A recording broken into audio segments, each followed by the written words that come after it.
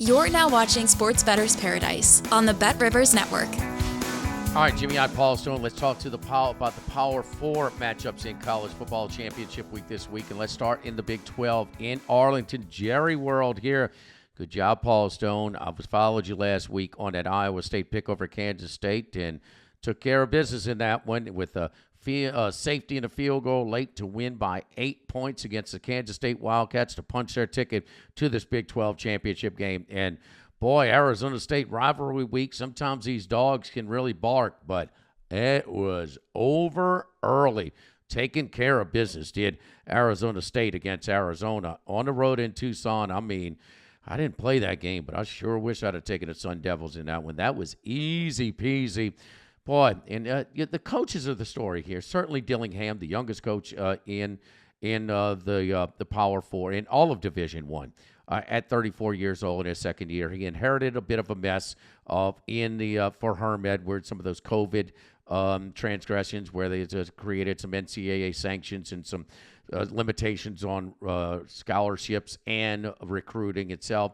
And then also, which was the guy that we thought was going to jump years ago. Matt Campbell was the flavor of the year at 1 year at Iowa State. It's hard to win in Ames, and he done a really good job.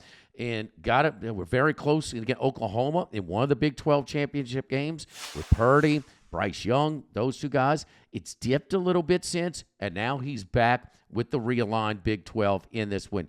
Paul, this was a deep league. We talked about it was going to be very competitive, but man, Utah and Oklahoma State were supposed to be a factor. They're at the bottom of the list. Mike Gundy, his long run of winning seasons, he goes 0-9 in the league. We know about Cam Rodsing and the Utah Utes and stuff like that, but this was a tough call to pick these two teams to finish here in Jerry World. Arizona State's 2.50.5. I'm a little surprised that Arizona State's a favorite, but when it's under 2.5 either way, it's almost like a pick 'em for me. Yeah, I mean, you mentioned we talked about the balance of the Big 12, as did many other media members during the offseason, and it did not disappoint. You know, back in Vegas in July at the Big 12 Media Days, the media picked Utah to win the conference, 16-team conference, Utah first, Oklahoma State third. Those two teams combined to go 2-16 in conference play. And of course, the media, they were all, not unanimous, but Arizona State picked 16th out of 16 teams. And here the Sun Devils are on the cusp of the National College Football Playoffs. So it's been a crazy year. You mentioned the second year head coach Kenny Dillingham, 34 years old, a guy who was previously offensive coordinator at Auburn and Oregon. Really kind of a quirky guy, but he's kind of a funny guy in a kind of way. So good for the sport, I think. The Sun Devils certainly got some bad news yesterday on Monday, December 2nd, when their star wide receiver, a guy who's going to be a first-team Big 12 selection, Jordan Tyson, he's out indefinitely with a left arm, shoulder-type injury, maybe a collarbone. 75 catches for 1,101 yards, 10 touchdowns. So a lot of production out the window for the Sun Devils. As far as wide receivers, their next leading wide receiver, they have a tight end and running back with more catches. But in terms of wide receivers, Xavier Guillory, the next most receptions for a wide receiver for Arizona State, only 17 receptions. So there's a lot of production out the door there. But Arizona State, they do run the ball 60% of their offensive plays, so they rely heavily on the ground game. And that ground game, of course, is spurred by physical running back Cam Skataboo. Skataboo, 1,398 yards rushing, despite missing the entire UCF game. So only in 11 games. That guy has been a horse. And this Iowa State team, it's a little bit different this year. In the previous 7 seasons coming into this year, they really had good run defense. In those previous 7 seasons, gave up 4.0 yards per carry, one season rushing. The other 6, all below 4 yards a carry. So very stingy against the run. But this year, not so much. The Cyclones are giving up 5.1 yards per carry to rank 107th, tied for 107th nationally in rush defense. So they have not done a good job of defending the run. UCF, a lot of it was by the quarterback. But UCF rushed for almost 400 yards against Iowa State. So it's been a different type of Iowa State team, but they're still in the hunt for a playoff spot. They're playing for the conference championship. Going to get a heavy dose of Skataboo on this weekend on Saturday's early game. I would be on the Sun Devils here, but I'm a little bit taken aback. I'm going to kind of reassess. Probably a pass for me with Tyson out, but interesting game to start off the Saturday card. Oh, yeah. Like some have even compared him to a John Riggins, a Mike Allstott, Scatterboo. Man, he is a horse between the tackles. There is no doubt, man. He runs tough in there. So he's doing it again this year for the Sun Devils. And they're going to lean probably more on him if you're looking to do some of those player props that are available in certain states. All right, don't forget our friends over at Bet Rivers. Also, players can play same-game parlays on college football and NFL games to earn squares at Bet Rivers. Our exclusive Squares games offers additional chances at profit boosts, bonus bets, and many $10,000 jackpots. Visit BetRivers.com or the Bet Rivers app for more details. Let's look at the next one in the SEC. And boy, we talked about this one in Atlanta, and I talked about when we're doing our college football future bets, and this was an easy road for Texas to the SEC Championship game. I didn't know it was going to be as easy as it was. Well, first of all, give Texas credit when they found out they were going to the SEC. They started playing their offensive linemen, so the continuity there, and that is a big deal. And their defense is built. The roster is a very, very good one, especially on the defensive side of the ball. But Texas, if you cut the order of finish, the top 8 finishers in the league and the bottom 8, they played one team, and that is Georgia. We thought Oklahoma was going to finish in the top half. They didn't. They finished in the bottom half, and Texas A&M were a tiebreaker, but they finished in the bottom half as well. We know what happened in that Georgia game. So now the rematch. And rematches, when you got really good teams, man, the team that lost the first game usually has a bit of a psychological advantage. There's no doubt. I like Texas to get to this spot because of their path, but I also didn't like them once they got here. I've changed my stance on that because there just hasn't been that typical SEC powerhouse. Everybody, whether it's Georgia, Alabama, or others, they have their flaws and inconsistency. And Texas actually has been as consistent as anybody. Certainly unchallenged. There's no doubt about that. The last time they played Georgia, we all know what happened. But something gives me a little bit of a lean on Texas in this spot, even going to Georgia in Atlanta to play. The gate will be closer to 50-50. It won't be 50-50. There'll be more Georgia fans there. But still, it wasn't 50-50 in Kyle Field last week as well. And that score was not as close as it indicated. Can you believe that A&M was actually a foot away from making it 17-14 in the fourth quarter after the block punt? The box score in the game really was not that close. Texas, Paul, it's kind of a stay away or Texas spot for me here, 2.5 and 49. Yeah, I'm conflicted on the side here for sure, Jimmy. Texas appears to be the better team today, but I still have visions of Georgia's 30-15 victory in Austin over the Longhorns back on October 19th. Georgia was really good on both lines of scrimmage and, pretty much dominated the Longhorns. So I'm going to instead focus on the total here. Texas arguably, maybe even inarguably, but at least arguably, has the best defense in all of college football. They rank first or second nationally in several key defensive statistical categories. Scoring defense, only 11.7 points per game allowed. Total defense, 247.5 yards per game allowed. And then in passing defense at 143.7 yards allowed through the air. Longhorns lead all of college football in yards per play allowed at only 3.8 yards per play. They also held Georgia in Georgia's victory to under 4 yards per play. Georgia really set up by Longhorn turnovers, a lot of short drives for the Bulldogs in that victory. Again, Texas did give up 30 points in that loss to Georgia, but as I just mentioned, misleading because of those 4 Longhorn turnovers. Georgia only had 1 scoring drive of over 34 yards against the Longhorns in that game, had touchdown drives of 13, 34, and 89 yards, and then had field goal drives of 13, 25, and 4 yards. So they didn't have to go very far because of the Longhorns giving up the ball. Of course, certainly some of those turnovers created by a very active Georgia defense. That Georgia defense also sacked Texas quarterbacks a total of 7 times. So they were in the backfield quite a bit. And that was with Texas's All-America left tackle Kelvin Banks. Suffered an injury against A&M, I believe, in the first half of that game this past Saturday. He's questionable. I'm leaning towards just the kind of a gut feeling that he won't play. Trevor Gooseby, the backup left tackle, redshirt freshman, big-time guy, big guy, 6'7", 320 pounds, played really well against the Aggies. But again, Georgia, they seem to have Texas' number in the previous meetings, so he might look a little bit different against those dogs.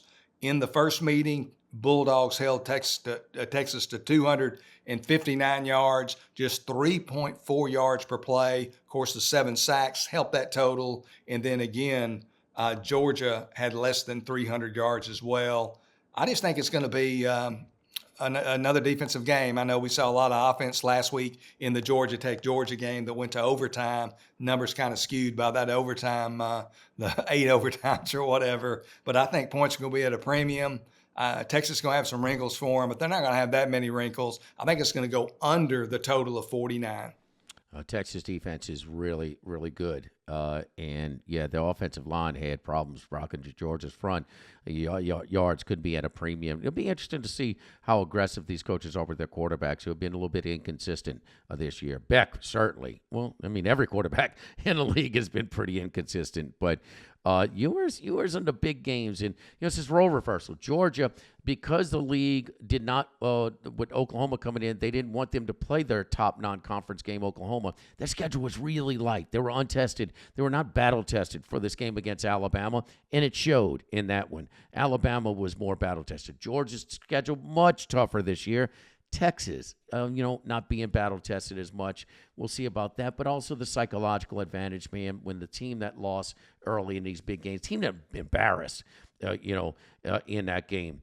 I think Texas has a psychological advantage in this one. I think they'll be keyed up and a lot more focused and more efficient. But it's a tough one to lay. I'm a little surprised Texas is a favorite even in Atlanta. Let's move on. Before we do that, don't forget our friends over at Bet Rivers with the NBA same-game parlays. Play same NBA same-game parlays to collect player card prop packs and earn rewards. You win based on how your player performs. Log into BetRivers.com or BetRivers app to place your bet and get your pack right now with your BetRivers NBA same-game parlays. Again, earn a chance at $10,000 in bonus money with the BetRivers prop packs. Let's move on to the Big Ten, and nothing says Big Ten like Oregon and Penn State. For years, Oregon in the Pac-8, Pac-10, Pac-12, and of course Penn State was an independent before they joined the Big Ten, but they haven't been in this game in quite some time. Big Ten that's in Indianapolis, Oregon, number 1 team in the country. Both teams are safely in. They're just playing for seeding, possibly the number 1 overall seed, sir, but probably for the number 1 overall seed. Oregon, 3.5 and 50. Something about that line, a little bit fishy here. You're going to get some Oregon action, and it's already coming in. The vast majority of tickets early are on Oregon in this one.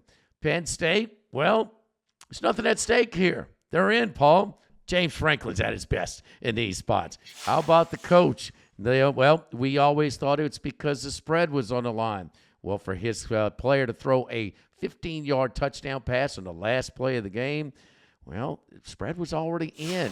Unlike Maryland. It says a little bad blood between Maryland, but Coach Mike Locksley let him know about his displeasure about it. But Penn State Coach James Franklin went on and on about that. He cares about these. I wonder about with the pressure off, maybe a little bit more emphasis by the Nittany Lions to win this one. I'm going to take Penn State plus the 3.5 in this one, Paul.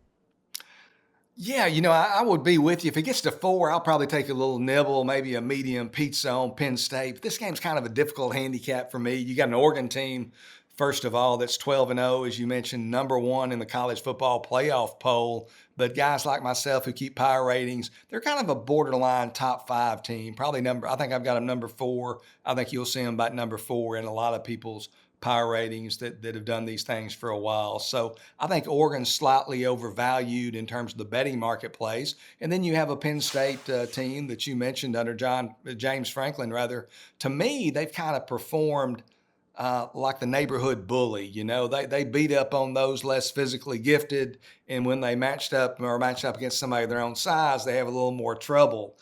They're 2-7 against the spread against top 5 teams since 2020. But as you mentioned, that's an interesting angle. The fact that there's no pressure on this game. I mean, Penn State, I think as long as they get to the game in the bus and finish the game, they're in the playoff. So they don't have the burden of expectation. They don't have that pressure. And they definitely have a good defense. They play great defense year in and year out. So, I would only take Penn State. If it gets to 4, I'll join you on with the Nittany Lions there. But as of now, I'm laying off this one. All right, let's get to the final one in the ACC in Charlotte. It'll be outdoors in this one. SMU at 2.5 and 56. Is SMU in regardless? Maybe not. Odds makers think Alabama has got a chance, and when they open that thing at basically a pick, it's going to minus $2 or so in favor of the Crimson Tide getting in as the 4th team from the SEC. There was a late night last year after Championship Saturday where there's odds just kept shifting overnight to Alabama's favor as kind of information leaked out. Clemson lost a tough one to South Carolina, and that is a heated rivalry. It was a tough one. Some people wondering why Dabo Swinney didn't kick the field goal at that point. Keep in mind, Clemson has had six field goals blocked this year. They had one blocked against Citadel. Their protection has been a big issue for the kicking game, the place kicking game this year. And it was kind of a fluke play. It was a safe play that didn't turn in to a safe play. But nonetheless, they had plenty of times. Dabo got tricky when they were down at the 30 with a 7-point lead, trying to extend the lead. A trick play gone bad turned into a turnover to give South Carolina the ball near midfield. And then we know about Sellers, just did it with his feet late in the game to pull off the victory. Reminded me of that Florida State game a year ago. Place kicking was an issue that year in that game as well. SMU's been the better team over the course of the season. They're going into Clemson country. They'll have their allotment of tickets. Clemson will have a few more fans there. Clemson has been in these games a lot more. That's the one thing that scares me a little bit about SMU's chances. But I got to take the more consistent team. Since they made the quarterback switch, it's been this is a guy that can really beat you with his legs. There's no doubt that's a major improvement.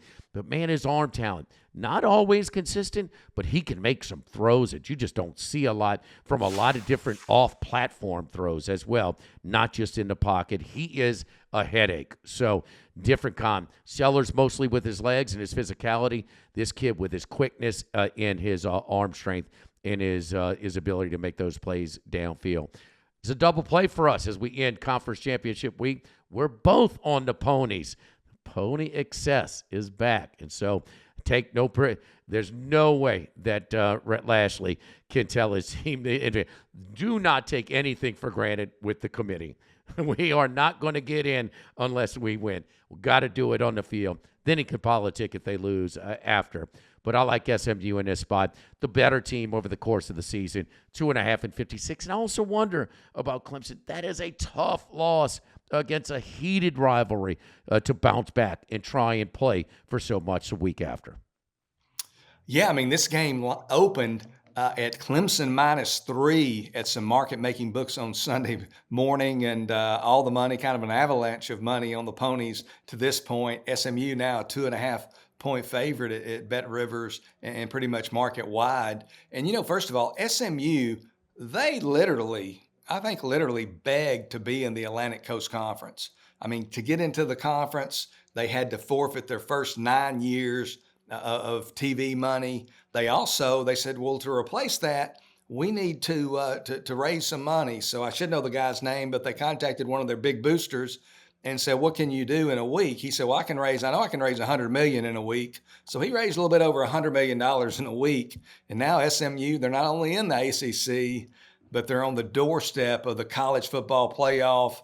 Now all they have to do is defeat the ACC's recent royalty, Clemson in Charlotte Saturday, to get a piece of the playoff pie there. These teams, they've played similar strengths of schedule, but Clemson's really not been at their best against the better teams on their schedule, to put it mildly. Clemson 0-3 against top 30 opponents this year. Of course, lost the neutral site in Atlanta season opener to Georgia 34-3. And then they also lost home games to Louisville 33-21. And then this past weekend to South Carolina, as you mentioned, 17-14. SMU, meanwhile, 2-1 against top 30 foes. Their top victory of the season, 34-27 at Louisville as a 7-point road underdog. Their lone defeat this season came in early September when they were a double-digit favorite, lost to BYU 18-15. Kevin Jennings replaced starter Preston Stone in that game and then became the starter. And since Jennings has become the starter, SMU has really rolled. They've won 9 straight games by almost 20 points, an average of almost 20 points a game, 19.9 to be exact. So it's going to be, it's an SMU team that's got a lot of momentum. They're really playing well. But as you mentioned, Clemson more familiar with this type of big game environment than SMU. But I just like the way this SMU squad is built. They're playing with great confidence and purpose. They just seem to be ascending. So I'll take SMU as well, -2.5 over Clemson. And Preston Stone, when our previews in the offseason, was a strength of the team, coming back. I thought they would really rely on his arm. 3,200 yards and 28 touchdowns in 2023. And so it took a lot of guts, to pull the trigger. But no, they're a completely different team. And the one thing you definitely, if he could duplicate the passing yardage, which he has, the legs are better. And so, it's been taking them to a different level. But watch out for the ponies in the future. Give me a week, Paul Stone. Get $100 million, baby. That's all it's going to take. They've got some deep pockets over there, but something legitimate beside like a Hawaii Bowl to get him excited. Okay, I mean that's one thing, but no, this is a big deal. If some of the big boys are left home and watching SMU in the college football playoff, that's something legitimate. That's something real to get that real money excited to try and build for the future. So trying to win now, and boy, if they do win now, they got a lot to sell to their boosters in this pay-for-play era. For Paul Stone, I'm Jimmy Ott. College football all year long. We'll continue to do it all the way through the bowl games, all the way through the college football playoffs. Paul Stone, I'm Jimmy Ott here in the Sports Bettor's Paradise on the Bet Rivers Network.